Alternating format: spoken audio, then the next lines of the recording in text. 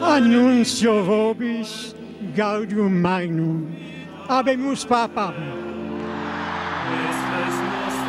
eminentissimum ac reverendissimum Dominum Georgium Marium, Sancte Romani Ecclesiae Cardinalem Bergoglio.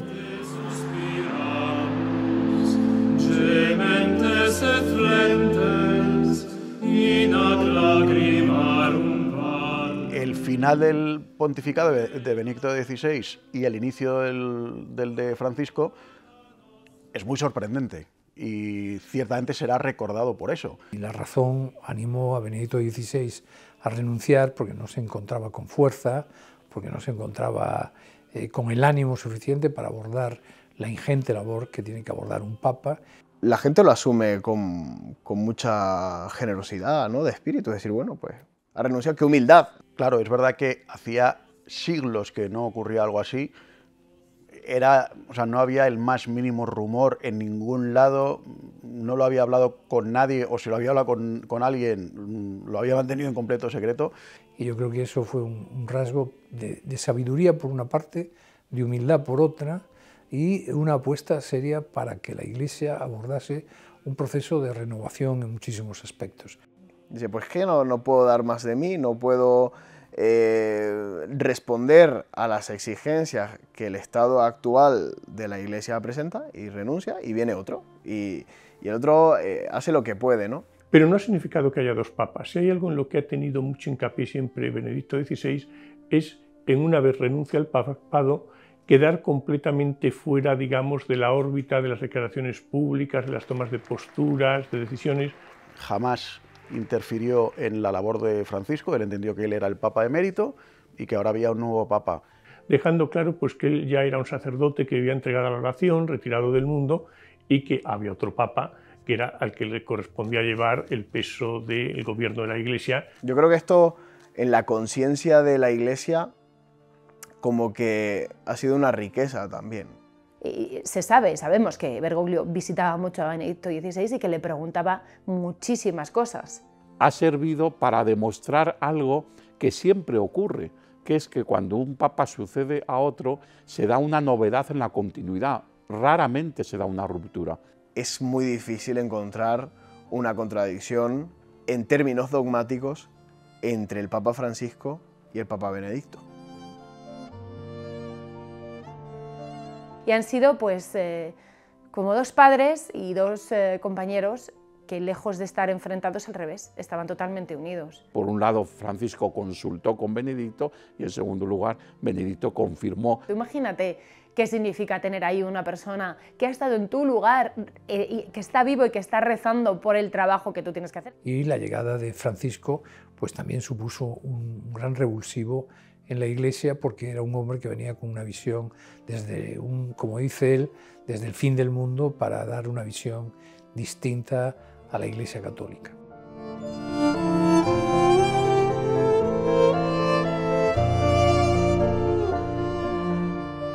Il dovere del conclave era di dare un vescovo a Roma. Sembra che i miei fratelli cardinali sono andati a prenderlo quasi alla fine del mondo, ma siamo qui.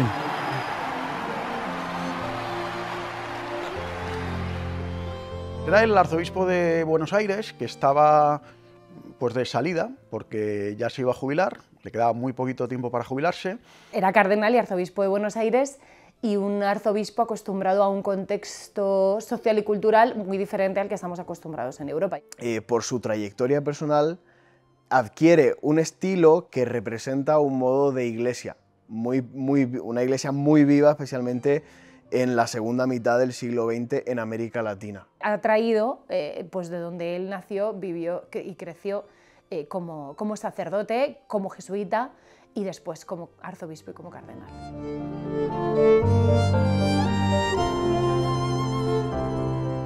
Él ya iba a presentar su renuncia como arzobispo de Buenos Aires. Había tenido un trabajo y un desempeño notable, había sido superior con los jesuitas, era un prelado sobradamente conocido en el mundo de la Iglesia. A mí no me sorprendió porque era mi candidato preferido y conocía muy bien toda su trayectoria. Yo recuerdo que en ese momento tampoco su nombre estaba entre los papables, pero sí que era ciertamente un cardenal de los conocidos, ¿no? Y bueno, pues pasó de plantearse la jubilación, de nuevo a dirigir la Iglesia católica. En el caso de ser jesuita, pues tiene un marcado matiz muy doctrinal y muy social también, y yo creo que el Papa ha sido muy jesuita. Discernimiento y determinación, ¿no? Que son dos claves, es verdad, de la espiritualidad jesuítica, de la espiritualidad ignaciana, ¿no? Y yo creo que estas dos claves son importantísimas para entender estos 12 años de pontificado: discernimiento y también determinación. Un jesuita que siempre se les ha llamado con cierto desprecio el Papa Negro, ¿no? Porque decían que tenían un gran poder dentro de la Iglesia. Pues finalmente llega al trono de Pedro, a la sede de Pedro. Bueno, los jesuitas tienen un compromiso, casi un voto, de no acceder a la jerarquía de la Iglesia. Pero cuando lo hacen tienen que renunciar a una serie de atributos que tienen cuando forman parte de la jerarquía de la propia Compañía de Jesús. Que ya hemos visto que eso per se no es que sea nada, no es que sea ni mejor ni peor. Bueno, pues es un jesuita como puede ser un diocesano, como puede ser un trinitario, ¿no? O sea, quiero decir, no es tampoco especialmente relevante. Y no cabe duda que Bergoglio, insisto, supuso la primera vez en muchas cosas. Rompió también por el hecho de ser el primer papa hispanoamericano, que también fue una cosa muy llamativa y que sirvió para profundizar más en la universalidad de la Iglesia. El mundo necesita reconciliación. En esta atmósfera de tercera guerra mundial, por etapas que estamos viviendo. La Iglesia es universal, pero con esta elección se ha significado mucho más esta universalidad. Iglesia católica significa eso, universal, ¿no?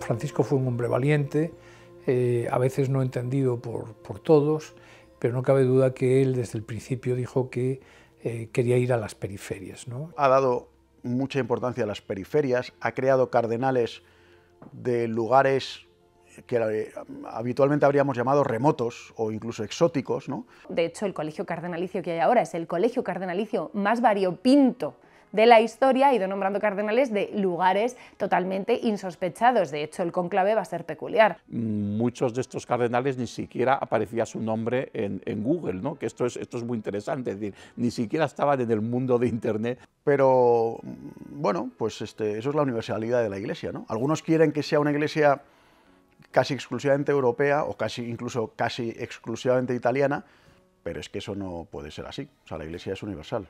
Francisco ha puesto la mirada en una iglesia que no es periférica, sino que es ahora mismo incluso la central, porque hablamos de las periferias, pero hablamos de las periferias desde nuestra posición europea. Él ha buscado misioneros, personas que están, digamos, en la vanguardia de la evangelización, de la entrega, del testimonio de la Iglesia, y los ha sacado de allí y les ha querido poner cerca de él en el gobierno de la Iglesia. La Iglesia ahora mismo en Europa decrece y las vocaciones crecen en África, crecen en Asia, crecen en Hispanoamérica. Hablamos no solo de la periferia de la pobreza de las ciudades, sino la periferia ideológica, la periferia, la gente, la otredad, los otros, los que a lo mejor no consideramos suficientemente cercanos porque no comparten ni creencias ni ideas con nosotros. Donde la Iglesia no estuviese suficientemente implantada, donde la presencia de la Iglesia fuera minoritaria, para él esos eran los principales lugares, porque son los lugares donde más necesitan del aliento del pastor de la Iglesia universal. El pontificado de Francisco yo creo que ha sido muy marcado por un deseo de tener una Iglesia en salida, de que la Iglesia no permaneciera replegada sobre sí, sino que saliera hacia afuera en la sociedad, que hiciera más actos de presencia. Y yo creo que esa decisión es la que ha supuesto que haya hecho pocos viajes a grandes ciudades de gran tradición católica o a grandes países como el nuestro. La decisión está fundamentalmente ahí, en esa opción, no solamente por los más pobres, sino por los más alejados, por los países más de misión adientes. Cuando nombraron a Francisco Papa, hubo algún sector de la Iglesia que como que se frotaba las manos pensando que este Papa iba a hacer cosas totalmente contrarias a lo que ha sido el magisterio de la Iglesia. Yo creo que nadie en su sano juicio se creyó de verdad que iba a haber una ruptura, ¿no? La gente habla ligeramente con respecto a la discontinuidad entre Benedicto XVI y el Papa Francisco. Como que el Papa Francisco, se suele decir mucho, ha sembrado confusión al cambiar parte de la doctrina de la fe. Yo creo que hay personas que hacen mucho ruido, hacen labor de campaña, de lobby, para tratar de que haya cosas que cambien de la Iglesia, pero es que las cosas que son esenciales no van a cambiar. Ha seguido el magisterio, ha seguido la doctrina de la Iglesia, con otra forma de comunicar, con otra cultura, pero el magisterio es el mismo, no se ha cambiado absolutamente nada el magisterio. Se han abierto debates, un debate no cambia el magisterio, un debate es un debate. Que después el revestimiento comunicativo dé pie a que se puedan revisar la apertura de comisiones, la apertura de investigación, el lanzar tópicos a debate eclesial, eso sí ha estado presente en el pontificado del Papa Francisco. Pero las cosas de la Iglesia, que son como son, pues no van a cambiar. O sea, la Santísima Trinidad van a ser 3 personas hace 2000 años, ahora y hasta que el mundo acabe, ¿no? El Papa Francisco no ha dicho nada, ni a favor del aborto, ni a favor de la eutanasia, ni a favor de la ordenación de mujeres, ni en contra de la ley del celibato, ni en cuanto a otras cuestiones, ¿no? Ni el magisterio, ni las iniciativas, ni las decisiones del Papa Francisco en todos estos años son manifestaciones, ideas o decisiones que no estuvieran ya iniciadas en los pontificados anteriores. Lo que pasa es que él las lleva a cabo con su propia personalidad, con su propia impronta, ¿no? El Papa Francisco es un papa de las personas rotas, de las personas que no pueden vivir la alianza en su radicalidad, porque han tenido una historia, pues como casi todos, muy compleja. La Iglesia escucha. Otra cosa es, y debate sobre las circunstancias que están encima de la mesa. Otra cosa es validar o no validar eso. Evidentemente el Papa no ha validado nada que no sea magisterial.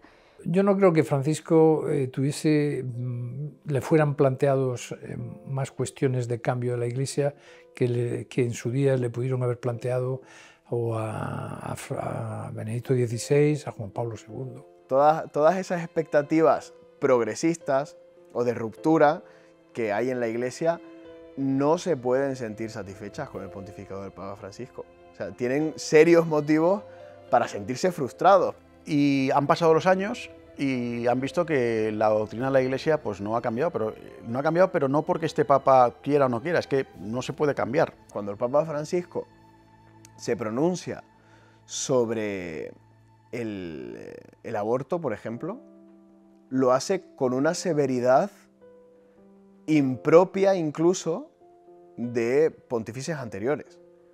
Cuando se refiere al sicariato, por ejemplo, para hablar del aborto. Si mata un essere umano, si uccide un essere umano, ¿no? I medici che si prestano a questo sono, permettimi la parola, sono sicari.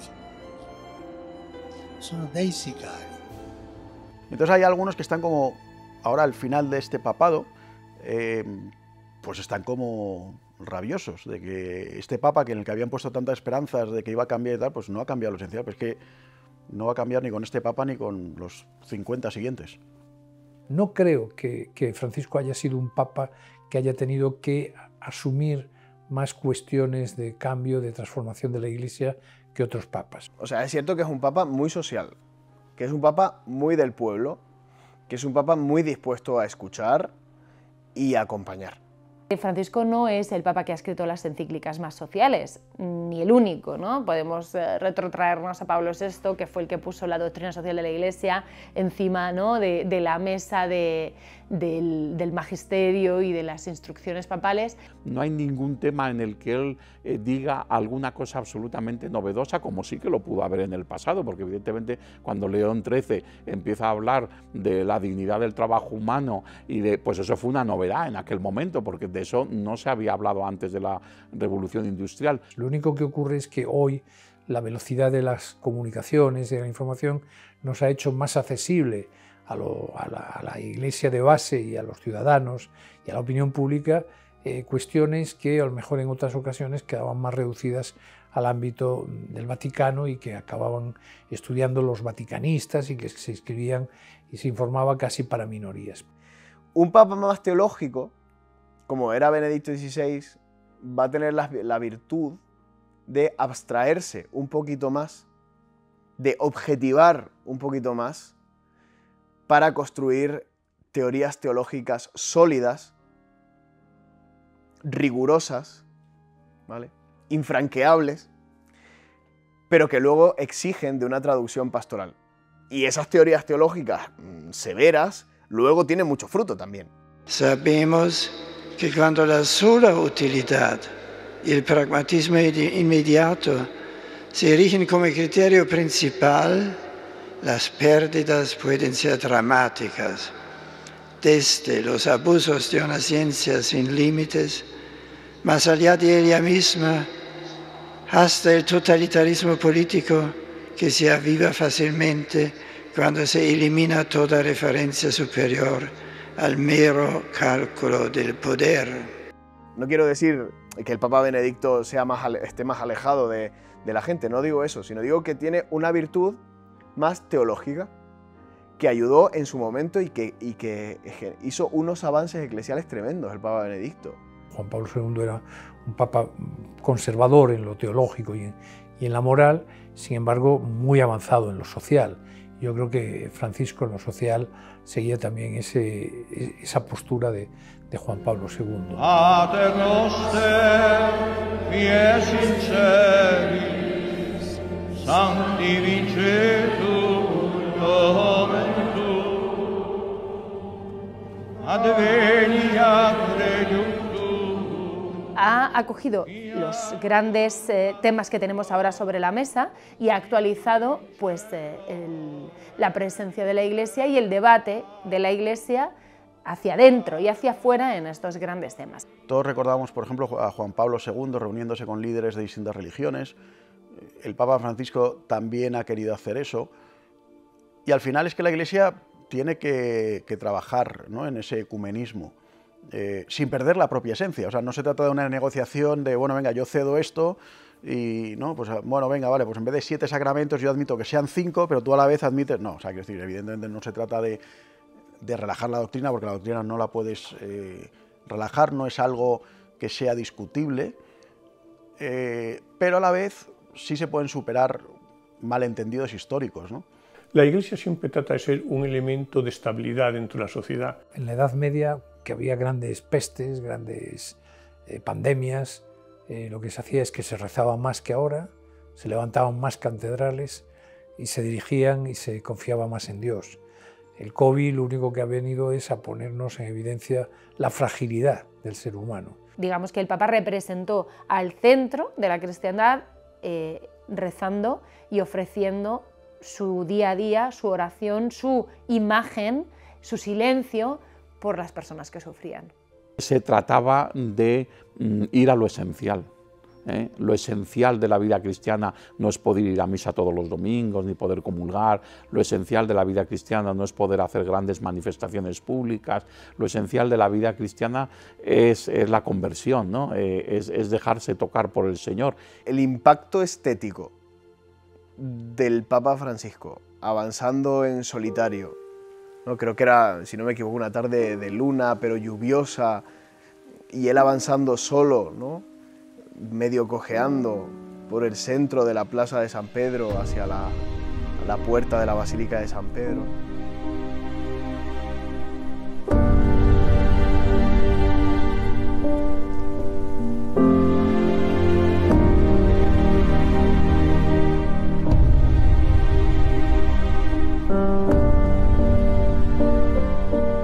Yo creo que ese nivel de impacto comunicativo, estético, en la retina del pueblo de Dios es difícilmente superable.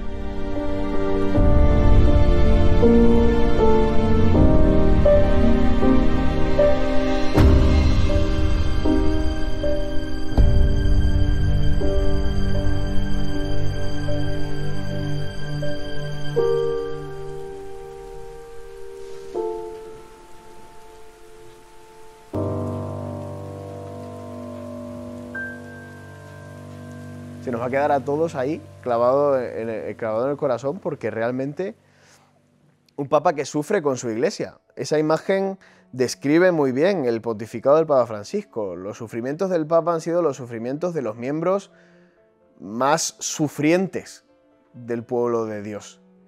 Había tanta gente angustiada y él, desde el centro de la cristiandad, dando esa fuerza al mundo, que ahí lo que nos hace ver es que la Iglesia nunca, jamás se aleja de sus hijos, ¿no? Que el Papa se mostrara ante el mundo como quien es, alguien que sufre con los que sufren. Y en el fondo esa es la vocación de la Iglesia también. La Iglesia estaba pues donde tenía que estar, en el centro, rezando por todas aquellas personas que estaban sufriendo, por todas aquellas almas que se fueron al cielo. Su palabra, su presencia física, siempre en actitud contemplativa, en actitud de oración por la humanidad, yo creo que fueron motivo de consuelo y de ánimo para, no solamente para los creyentes, también para muchos otros no creyentes, ¿no? Bueno, Francisco siempre, él ha insistido mucho en el tema de los pobres, ¿no? Y son muchos los testimonios de que ya en Argentina pues él siempre vivía muy entregado a los pobres. Un gesto fundamental fue la decisión de quedarse en Santa Marta, en la residencia de Santa Marta, y no pasar a vivir a los palacios apostólicos, ¿no? Él ha ayudado directamente a muchas personas a que vinieran a los corredores humanitarios de San Egidio después de visitar países, ¿no? Personas con nombre y apellidos que ha conocido y por detrás ha hecho una diplomacia personal para que pudieran mejorar sus vidas. Llegó la primera Semana Santa y quiso lavar los pies a personas de otras religiones. Para él llamase a su dentista para anular la cita o que fuese personalmente a pagar el hotel en el que estaba hospedado antes de que lo eligiesen papa. Cuando ha estado en el hospital no había un solo día en que no dejara de llamar a la parroquia de Gaza, ¿no? Muchas llamadas personales a mucha gente que estaba pasando por sufrimientos. O llamar por teléfono a muchos párrocos y a muchos obispos directamente, sin pasar por centralitas, sin pasar por un secretario, etcétera, etcétera. Eso en Francisco era habitual. También, de todas formas, lo bonito es en la humildad, como dice el Evangelio, que tu mano izquierda no sepa lo que hace tu mano derecha. Yo estoy seguro de que el Papa Francisco hace muchos más actos humildes que no son conocidos, y luego están estos que, bueno, nos llaman la atención porque es un pontífice, ¿no? En ocasiones hemos centrado mucho la comunicación del Papa en una comunicación de gestos y nos estamos perdiendo sus grandes mensajes. El Papa ha conseguido derrumbar todos los prejuicios injustos que la cultura tenía en contra de la Iglesia. El Papa San Juan Pablo II fue recordado como el Papa Magno, ¿no? Tan pontificado, tan importante, tan prolongado. El Papa Benedicto XVI, muchos creíamos que iba a quedar a la historia como el Papa sabio, y yo creo que ha quedado más como el Papa humilde, ¿no? Yo creo que el Papa Francisco pasará a la historia como el Papa valiente, ¿no? Yo creo que es una de sus características principales, ¿no? Llegó el Papa Francisco y de repente te encuentras a políticos de izquierda, te encuentras a periodistas de izquierda que quieren arrimar el ascua, que quieren estar, que les gusta, se les llena la boca llamando al Papa Francisco amigo, ¿no? Es un honor. Bienvenido. Su santidad, qué maravilla. Encantada de conocerle. ¿Y esto por qué se da? Pues porque ha habido un vuelco, y yo creo que ese es uno de los grandes logros así en la práctica del pontificado. Es decir, que ha permitido derribar aquello que a la gente le disuadía de dialogar con la Iglesia y de incluso entrar en la Iglesia y conocer de primera mano el Evangelio. Luego él también tiene una palabra profética que nunca le ha faltado, ¿no? Para dar en el clavo en los aspectos que son los más concernientes a la defensa de la dignidad humana, ¿no? Hay un punto de su pontificado que aprenderemos a valorar con el tiempo. Que yo me atrevería a decir que todas las reformas que él ha iniciado y todas las reformas que él ha continuado, porque ya se habían iniciado antes, son irreversibles. Son irreversibles. Él ya, por esa valentía que yo creo que es lo que le determina. Cari fratelli e sorelle, buona Pasqua.